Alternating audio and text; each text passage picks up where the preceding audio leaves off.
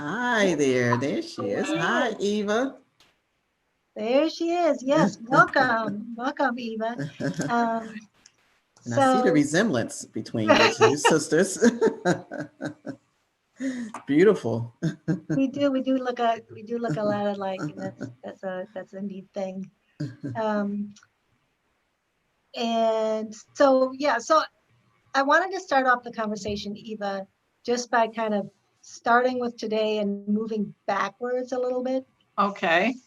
Um, and can you tell us about, one or more opportunities that you've gotten that occurred because you gained these skills, kind of on your own?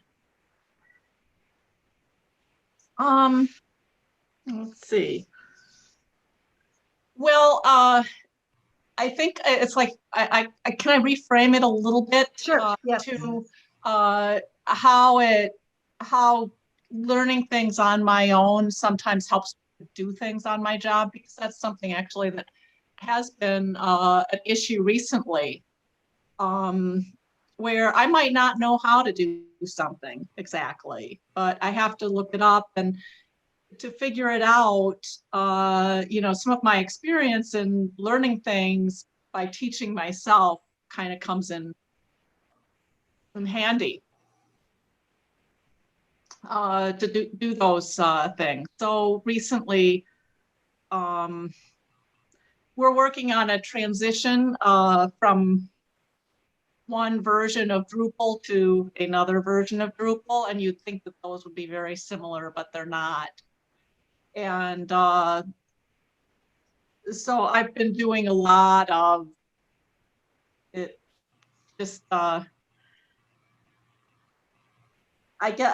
guess it's been taking a lot of, okay, I need to have this little tool or this little trick, and then okay, maybe I'll have to, I have to pull something in, it's like what I'm limited by the type of computer I have, and what Drupal is on. And so I might have to do some queries, but I'll have to start them doing them in Access, but then translate them to, a slightly different language to get them to work. But I can get the concept by testing it in Access, and then, I translate it. And so I do a lot of looking things up, finding little tools online that I can test with, because sometimes there's things you can test with online that, so you don't need to have the exact computer environment that you don't have, because you can find something online that simulates that.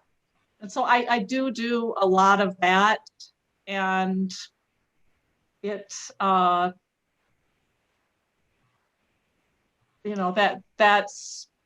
that's helpful. Um,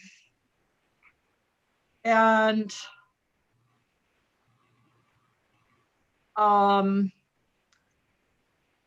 opportunities I've had, it's been sometimes things come to me because I've been a part of one particular online community or other.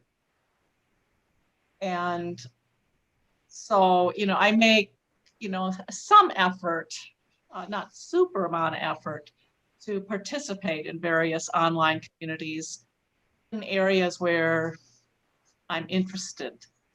Um, I know that we're talking about the self-taught pathways, and I guess in a simple way, can you talk about your own job description and take an initiative to learn from that job? I think Mhm. it's so important. A lot of times, is we're looking at our careers, we look at job descriptions and try to find job description that fit what we fit and things like that. But I like the idea of where you're saying develop your own job description. Can you talk a little bit about that and a sense of professional purpose and job satisfaction? Like, I'm going to write a job description that fits my purpose and my job satisfaction. And I don't think I ever done that before, develop my own job description. So, can you expand on that a little bit? Okay, well, yeah, I worked there a long time.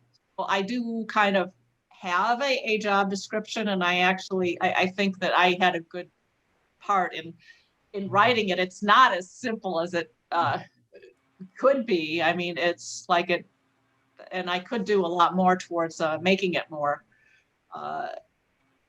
simple. But my I am the policy librarian for the University of Minnesota's policy program, which means it is not public policy. A lot of people think of it as public policy.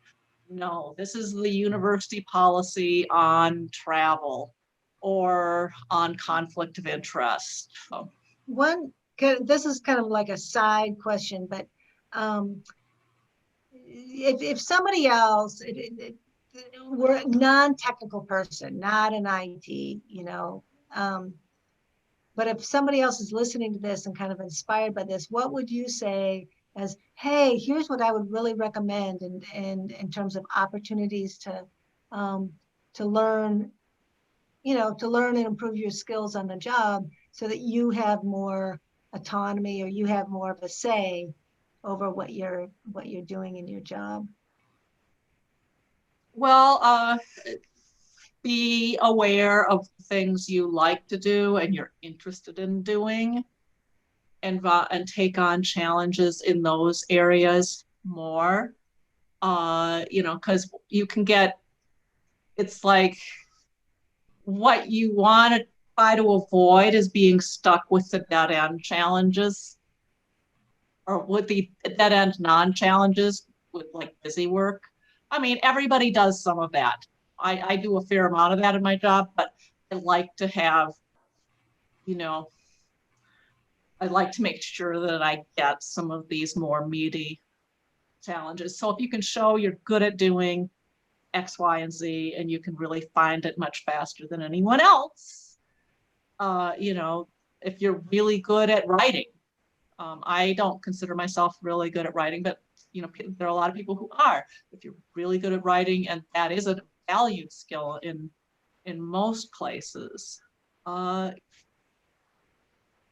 show that, take on those tasks. Say, I'll write this grant proposal, or I will write this request for proposal for this software, or whatever, and then you work with, other people to develop business requirements, even if you are not the person who knows the nitty gritty. But if you know how to write it, then that, that would be one thing, and try to be part of the different communities at the university. There's, there's a lot of IT communities, communities of practice, they call them, but there's others.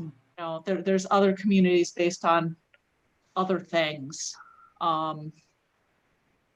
And that would be, I think knowing the things you like to do, and then being able to show that you do them well, then you're going to get more of things that you like to do and less of the things that, perhaps you would prefer not to do. Yeah. Thank you for that, because as I've mentioned, so often we look for job descriptions out there instead of creating our own. So the advice you give about focusing on the things that you're great at doing, and people may see you as a resource for that and start to call on you more for that as the go-to person in a particular area, and building up on those things. I think that helps toward your job satisfaction. It's like, you may not like 100% of your job, and some things you got to do because it is your job, and some things you want to do. So focus on the things you want to do and build that up.